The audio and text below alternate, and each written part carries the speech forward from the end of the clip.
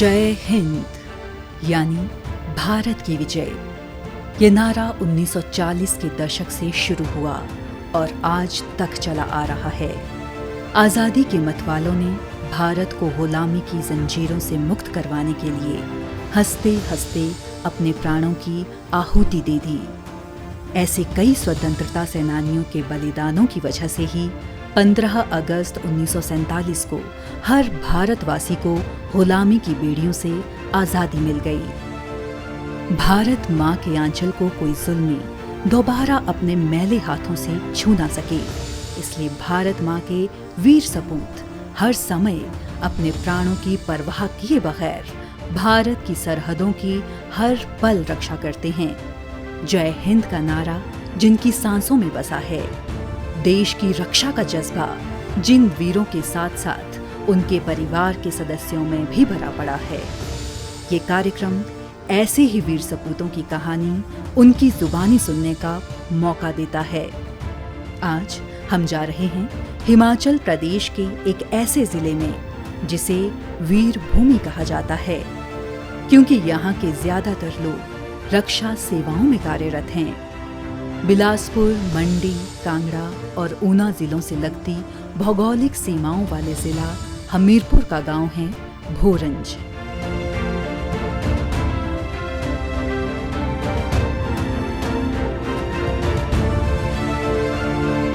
दीनानाथ भारत की सरहदों की रक्षा में अपना योगदान देने वाले ऐसे वीर सपूत हैं जो अपर भोरंज क्षेत्र से संबंध रखते हैं।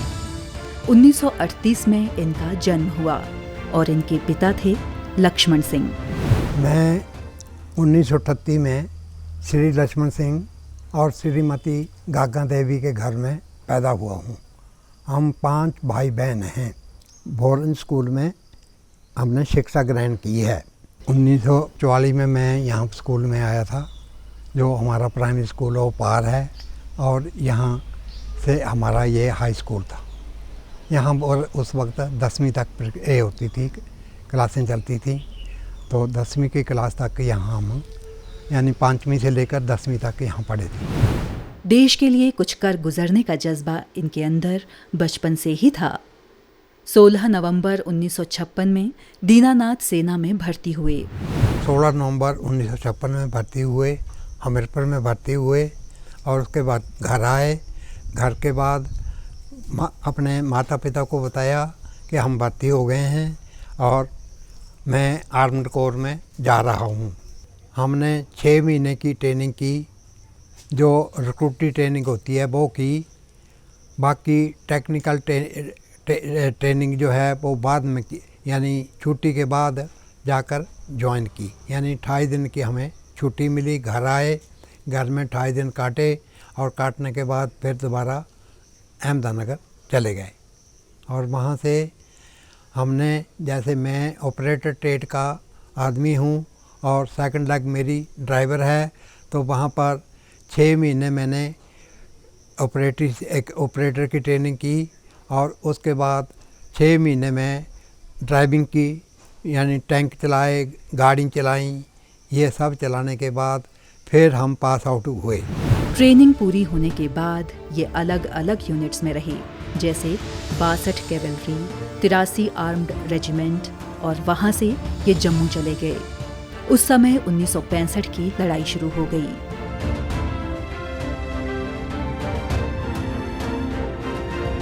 पैंसठ में जम्मू चले गए। वहाँ पर 65 की लड़ाई स्टार्ट हो गई। उस वक्त उग्रवाद ज़्यादा फैला हुआ था और 65 की लड़ाई स्टार्ट हो गई। वहाँ पर हम कालू चक में रहते थे। कालू चक से फिर हमारे यानी टैंक थे हमारे पास, तो टैंकों के बीच में बैठकर लड़ाई स्टार्ट हो गई। तो वहाँ से हमने, एक उनका गांव पड़ता है फग्गोवाल, तो फग्गोवाल में प्रवेश किया। वहाँ पर हमें दुश्मन के कुछ इन्फेंट्री के एलिमेंट मिले हैं।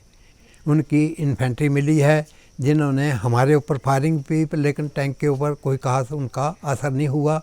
वहाँ पर हमारी पहले गोरखा राइफल गई हुई थी, उन्होंने उनको स्पाया कर दिया था। उधर से बढ़ते बढ़ते फिर हम आगे बढ़ते गए। वहाँ से आगे जाकर यानी सियालकोट के नज़दीक पहुंच गए थे हम। तो सियालकोट पहुंचने के बाद वहाँ पर सीज़ फायर हो गया। तो वहाँ से फिर यूनिटें जो हैं वो वहीं पर रुक गई और वहाँ से फिर आकर अपना पीछे आकर थोड़ा डिफेंस बनाया, यानी बैंकर खोदे। बैंकरों के बीच में यानी साल 6 महीने रहे हैं।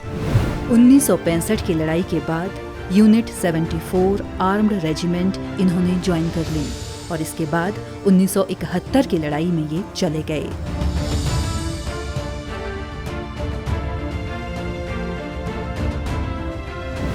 मेरी ट्रांसफ़र हो गई दूसरी यूनिट में, यानी 74 आर्म्ड रेजिमेंट में। 74 से हम सीधे 71 की बार हो गई तो उसमें चले गए। उसके बाद मैं 83 आर्म्ड रेजिमेंट में चला गया और वहाँ पर मैं नौकरी की। और उससे पहले मैं यानी हवलदार रैंक में वहाँ पर गया था और उसके बाद मैं वहाँ पर जाते ही नायब रसालदार बन गया। नायब रसालदार बनने के बाद टैंक के ऊपर ही हमारी ड्यूटी थी। मैं माइन ट्राउडर का कमांडर था। तो 3 टैंक होते थे, उसमें जिस वक्त दुश्मन आगे माइन बिछा देता था तो उनको क्लियर करते थे। ट्रुप लीडर का कोर्स किया, उसके बाद यानी क्वार्टर मास्टर का कोर्स किया। तो ये सब कोर्स वहाँ पर से मैं सीनियर जेसीओ लग गया वहाँ पर अपने स्क्वाड्रन का। तो स्क्वाड्रन की सीनियर जेसीओ करता रहा। तो उसके बाद मैं रसालदार मेजर बना। रसालदार मेजर बनने के बाद फिर मैं पेंशन आया, यानी ऑनरेरी कैप्टन पेंशन आया। ये जो कैप्टनी मिली है ये मेरे को घर में आकर मिली है। दीनानाथ अपनी 3 पीढ़ियों को देख चुके हैं।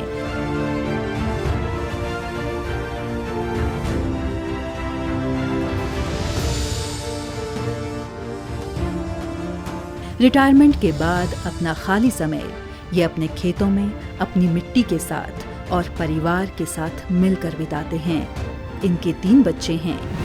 फैमिली में मेरे 3 बच्चे हैं, एक लड़का है, 2 लड़की हैं। सबसे बड़ा लड़का है सुरेश कुमार, जो कि तहसील में स्टैंप बेचने का काम करता है। उसके बाद मेरी 2 लड़की हैं। एक मैंने इधर खुरला में बसातर में ब्याही है, तो वो वहाँ रहती है। उसके भी 3 बच्चे हैं, 2 लड़के हैं, एक लड़की है। उसका भी एक लड़का फौज में है, एक लड़का इसमें है बद्दी में है। वॉलीबॉल कबड्डी की इनकी फेवर गेम में थी। ये आर्मी में भी बहुत चुस्त दुरुस्त रहा करते थे। ये लगातार अपने काम में बहुत व्यस्त रहते थे। इन्होंने 2 लड़ाइयाँ 1965 और 1971 की लड़ी। ज़मीन में खेती बाड़ी में भी पूरा काम करते थे और रिटायरमेंट के बाद पूरा एग्रीकल्चर का इन्होंने अपना पूरा संभाला हुआ था। पूरे एक्टिव रहते थे और अब भी एक्टिव हैं, लगे हुए हैं। हम सबको इनका बहुत योगदान रहा है। फौज में रहे 2 बार लड़ाइयाँ लड़ी और आगे बच्चों को भी यही शिक्षा देते हैं कि देश की सेवा करनी है। और यहाँ पे कई बच्चे आते हैं, अपनी प्रैक्टिस करते हैं, तो हमें बहुत गर्व होता है कि यहाँ से कितने फौज में गए हैं। और हमारे चाचा जी कैप्टन और भी कई गांव में कैप्टन हैं, फौजी हैं, बड़े आते हैं यहाँ, बच्चों को ट्रेनिंग देते हैं कि बच्चों देश की सेवा करनी है। मेरे दादाजी ने फ़ौज में 2 लड़ाइयाँ लड़ी हैं और हम देश के युवा साथियों को यही शिक्षा देते हैं कि आप फ़ौज में आएँ और अपने देश की सेवा करें। जय हिंद। मेरे दादाजी इंडियन आर्मी से कैप्टन रिटायर हुए हैं और हम देश के भाई बहनों को यही कहना चाहते हैं कि वो बढ़ चढ़कर इंडियन आर्मी में जाकर अपनी सर्विस दें। ये जो अग्निपथ परीक्षा एग्जाम चली है भर्ती 4 साल के लिए, इनमें फ़ौज में जाना चाहिए इन बच्चों को और वहाँ पर देश की सेवा करनी चाहिए। जो बच्चे वहाँ पर 25% सेलेक्ट हो जाते हैं वो आगे के लिए भी रहेंगे। जेड़े बाकी बच्चे वापस आ जाएंगे, यानी 4 साल के बाद, उनको गवर्नमेंट ने काफ़ी यानी आरक्षण कर दिया है, यानी अपना इसमें जा सकते हैं, CRPF में जा सकते हैं, BSF में जा सकते हैं, या जैसे स्टेटों ने अभी ये कर दिया है कि भाई हमारे यहाँ पर आप पुलिस में भी भर्ती हो सकते हैं और बाकी आपको और रोज़गार भी मिलेंगे। बाकी फैक्ट्रियों में भी सबसे पहले आपको प्रायोरिटी दी जाएगी। हमें अपने वीर जवानों के देश की रक्षा में दिए योगदान को हमेशा अपने दिलों में जिंदा रखना है और जय हिंद के जज्बे को अपनी युवा पीढ़ी में फूंकना है।